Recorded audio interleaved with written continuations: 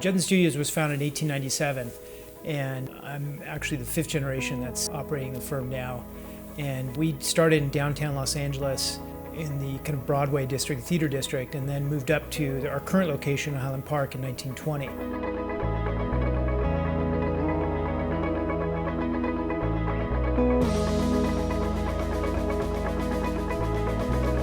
The studio was originally made up of family members and local craftsmen. The studio itself has changed, evolved over the years. William Lees Judson founded not only the studio, but the School of Fine Arts for USC, as well as the Royal Guild of Fellow Crafters, which was also here in our current location. I'm currently the fifth generation of Judsons that's been operating the studio. Today I'm going to be starting the drawing, the color sketch for window number 1 at the USC Catholic Center. It's the first beatitude, which is "Blessed are the poor in spirit, for theirs is the kingdom of God."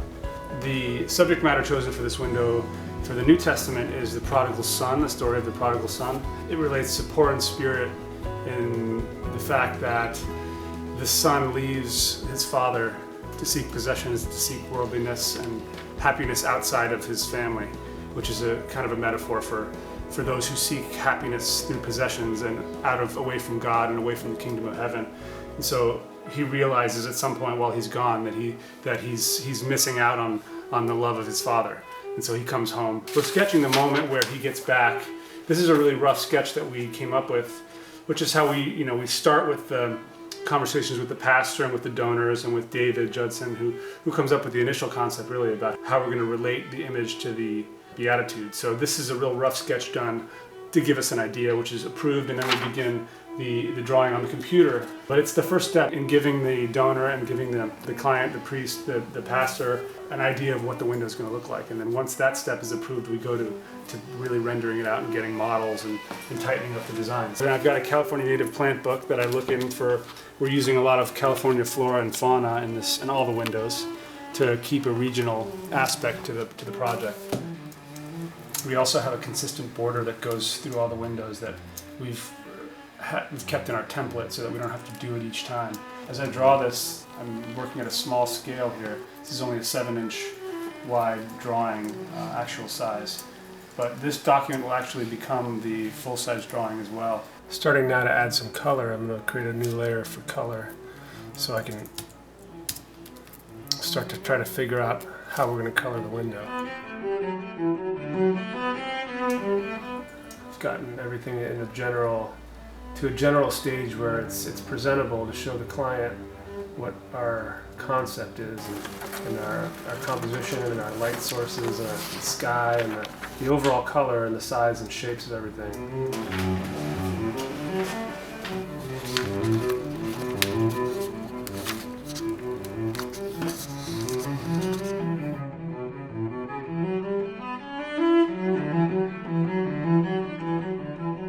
The studios was kind of the hub or the central meeting place of all the artists and craftsmen of that period. There were various craftsmen and artists that moved from New York, from Tiffany Studios. Really the largest the studio ever got was in the post-World War II period, when there's a lot of memorial windows being made for churches and fallen soldiers and that kind of thing. That was under my grandfathers. After that, my father took over in the 80s. There was a lot of contemporary work that was done, and then I took over approximately 1996. I've been operating the studio since then. Well, it fits okay. It's fairly loose and it fits just fine. Let's see how that kind of relates to our sketch here. So turn around this way so that we can sort of see how it's kind of long, huh? Yeah, I think either one of those are okay. Probably the red one's better because we can actually add stuff to it. Okay.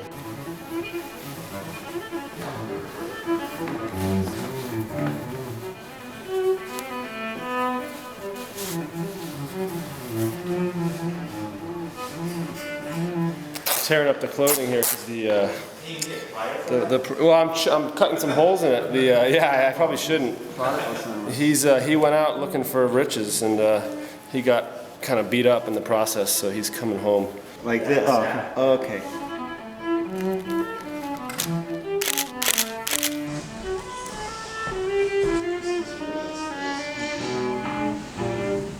When you get down there, just bring it over. When you get down there, just bring it over your knee. And I'm trying to keep my back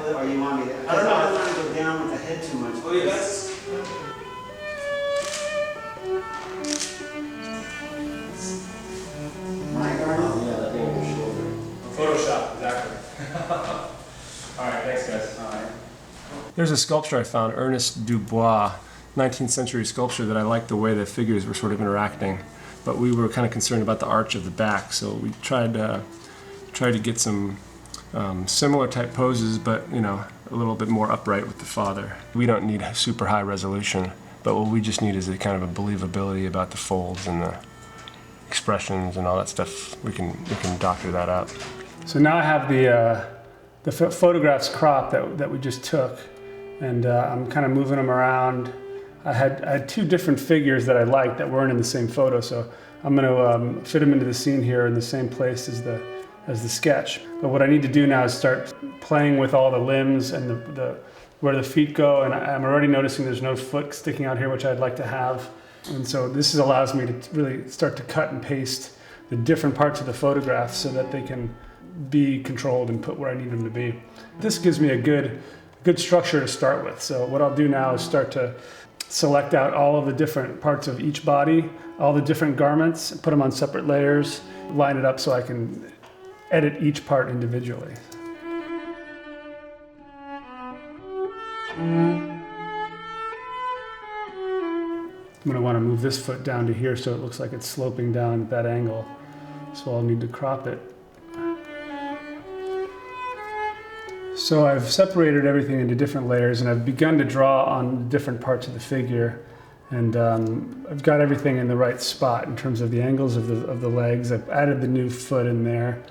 Started beginning to draw the beard, because this is an older man, and the model we used was a younger guy, so we need him to be older. So I'm going to add some gray hair and tear up the clothing a little bit. That's one thing that we want to make sure we do, because this figure was, we're showing him in this purple robe, which is the color of royalty. He went out searching for riches, and he's come home torn up. So we're using the color of royalty and showing it kind of in a beat up way. And these are all the lines that the painters will use to follow when they go to paint the glass. So as I do this, I'm starting to notice some of the colors that I'm not happy with. I think we need to bring some more red into this area and change some of the saturation of these colors. But you can see the part of the drawing that hasn't been touched yet. This is still my original sketch, and this is the photographs which have been collaged in there. I started to add some foliage as well. This is a photograph of a Matalia poppy, which we want to put in there. It's a California native. So there's my drawing, and I'm going to just put this on there and draw on top of this as well. This is pretty much the completed full-size drawing. And if you go back, I've done these other figures in the same way I did these with models and drawing. So here's comparing them side by side. You can see some of the changes that have been made to the drawing, to the photos. So here's our original photo, and here's what we ended up with. Very similar in terms of the poses, but you can see I added the arm in there. I reshot the hand so we'd have another hand on the back, put the leg in there so it kind of grounds the figure a little bit. USC originally approached us for their Catholic Center in 2006. And at that time, it was just a fairly modest project. They had an existing building that was built in the early 60s that they were trying to decide whether to refurbish or to start a new chapel project. And after talking with them for a while and seeing the direction they were headed, they obviously decided to tear down their existing structure and build a new one. They decided that they wanted the church to be an Italian Romanesque style church to fit in with the current existing campus down at USC, even though the center's not exactly on campus.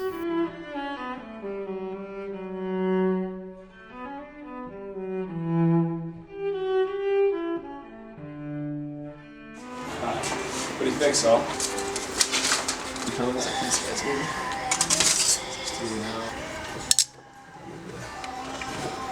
Maybe just a nice red for In terms of the stained glass, the glass was kind of an exciting project, and we knew it was going to be a once-in-a-lifetime project once we saw the size and the scale of the windows that they designed into the project.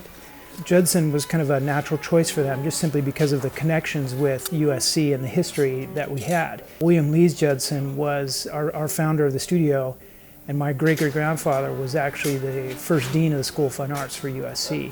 Basically, once we decided the initial concept, which ended up being the Beatitudes. With the Romanesque church, it was actually very difficult because most Romanesque churches don't have much glass, and if they have glass, it's very simple.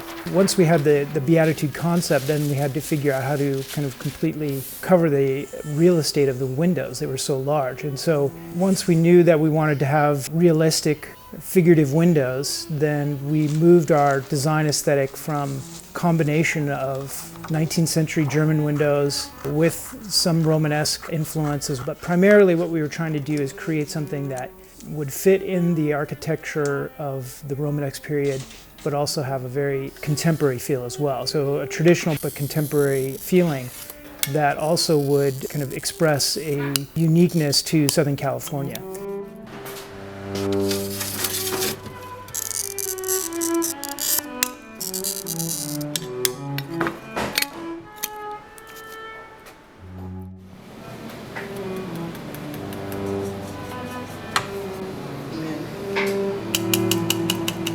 Stippling the glass, putting the shading on the glass, and sometimes I have a little too much moisture on the brush, so I kind of stipple the table to get the brush a little drier.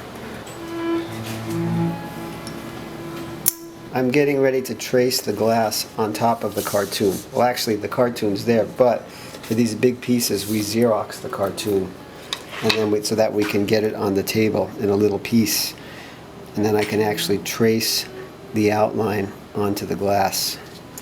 And I also have to kind of make sure that I'm centering the glass where the center of the lead is, the cut line, so that it fits in the space in the window properly.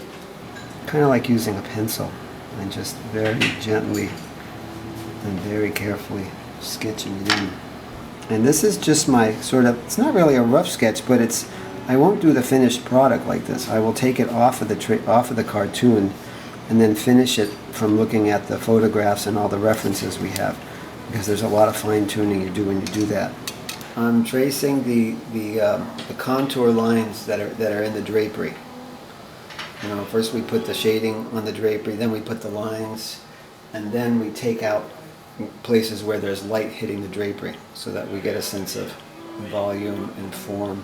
So I'm removing the shading from the matting to reveal light hitting the drapery. Sort of like having a charcoal drawing with a charcoal ground on it and then taking the ground off by dry brushing it. So first I'm getting these highlights in the direction of the contours, and now I'll start going across a little bit.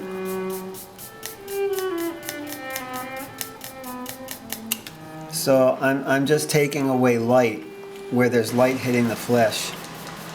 I'm starting to dry brush it off of the glass, or dry brush through the matting on the glass. And the matting on the glass is very light, and it's done with vinegar. It's very light, but it creates a very tough paint film. And what we'll do later is we'll put oil on the face, brown paint mixed with oil, and that'll really give the darker shadows on the face.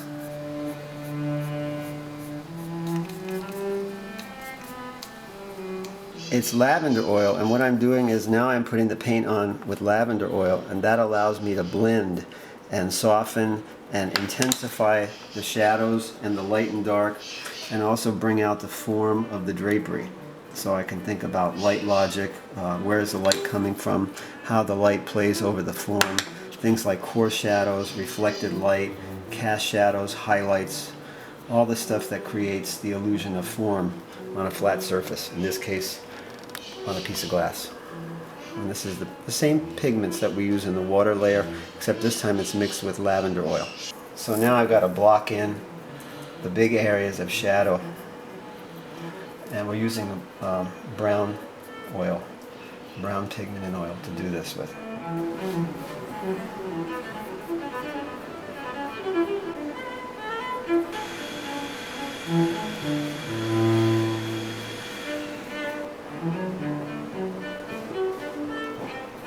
So we're just about finished the head, and as you can see, we've used a brown oil for the skin, and I'm just putting like finishing touches, making sure my trace lines are dark enough. As I said before, we use brown oil for the skin, but then for the hair I used a mixture of brown and black oil, and I'm just sort of putting on the little finishing touches, you know, making some lines a little stronger here and there.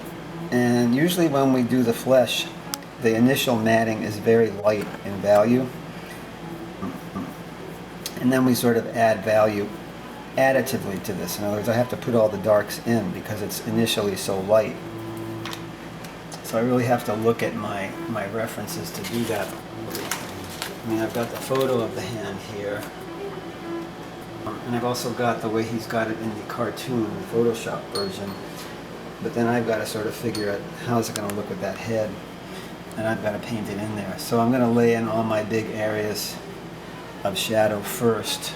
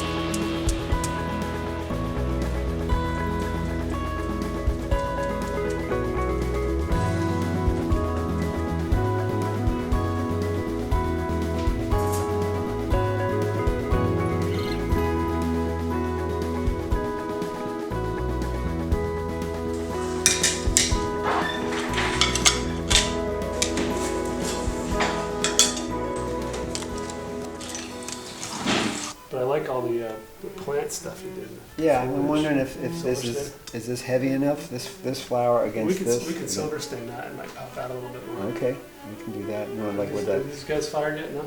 No, not yet. Those are not fired yet. Okay. So. Well, I think it works though. No, it's really come together.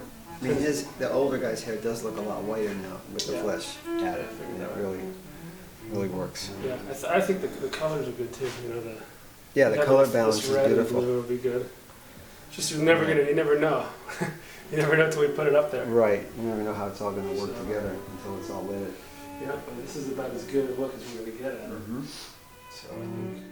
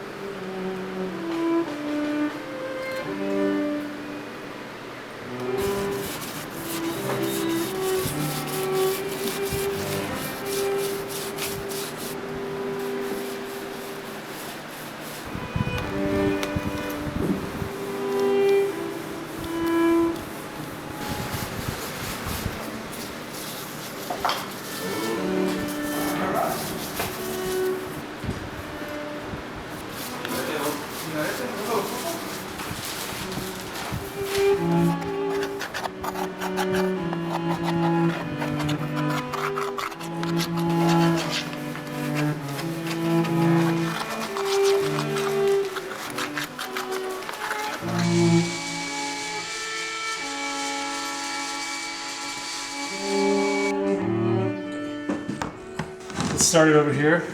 Okay. And just go straight through here, straight here, and then bend it there. Right there. And then Okay. attach it there. Okay.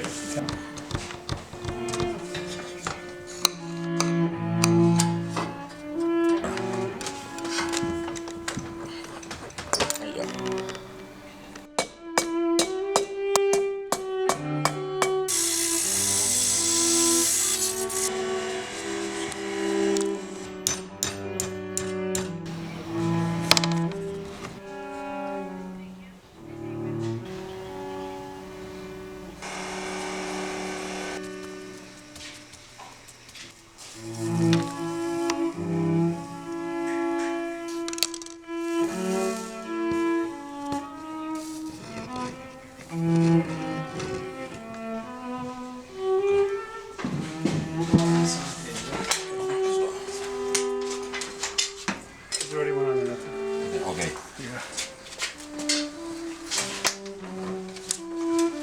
Right on the bottom, this is a good connection Yeah. with the rest of it. Yeah, it'll be interesting to see them all together, you know, like one next to each other. Because I think they'll relate pretty well. Like, I think the one directly across from this is St. Stephen, with the red garment and the main figure, too. We need to have some of that red. Yeah. We were worried about the sky, but this streaky pink turned out really good. Perfect. Yeah. Got some good use out of our old English glass, huh? Yeah. Is that it for the English stuff? We've used it I don't know, all? we're running out of that. Pinks. Run out of those Some in the pinks. next panel over. Is there? Some, yeah, there's that same Yeah. pink. That's why we have it though, right? Yeah. Yeah. Well, when we photographed her, we just wrapped up a bunch of garments together. She was holding it, and so I just photographed her like that, and then we found a cow, just a picture of a cow online being carried, and I just dropped it in there in Photoshop. So she kind of tweaked it a little bit. And did she paint this face? Yeah, she painted that. That was her face originally, but Right. I took it off. Yeah, she painted the whole thing. Okay. And, Because the enamel, you see the enamel here too. yeah, it's a little. But I like the depth that you pick up on that with the enamel on the back there. Yeah, just a little bit of unevenness is a nice thing.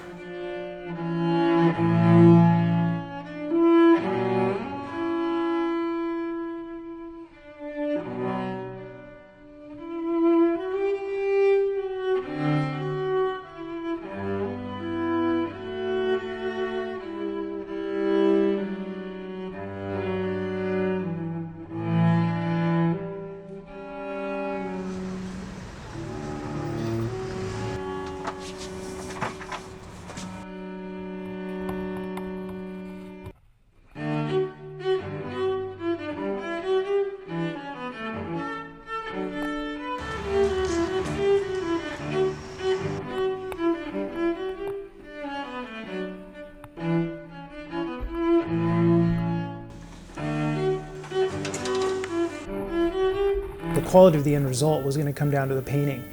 And this was one of the things that Tim and I talked about for several years actually before we even started.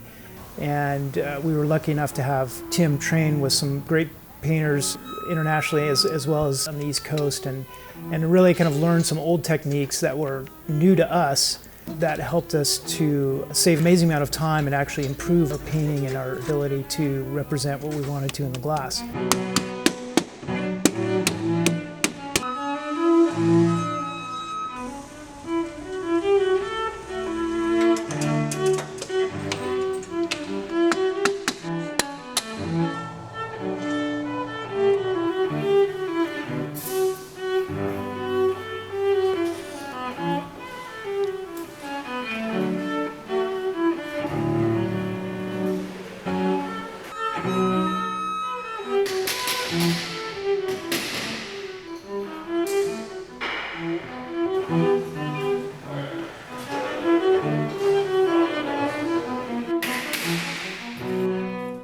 We didn't want the usual kind of images of Christ. We wanted to create narrative scenes that would really relate to the students, and the students would see these images and have to really think about what they were telling them. And so rather than just using the usual portrayals of Christ that you see, we created just a little twist on the whole concept and the story of the parables within the Bible.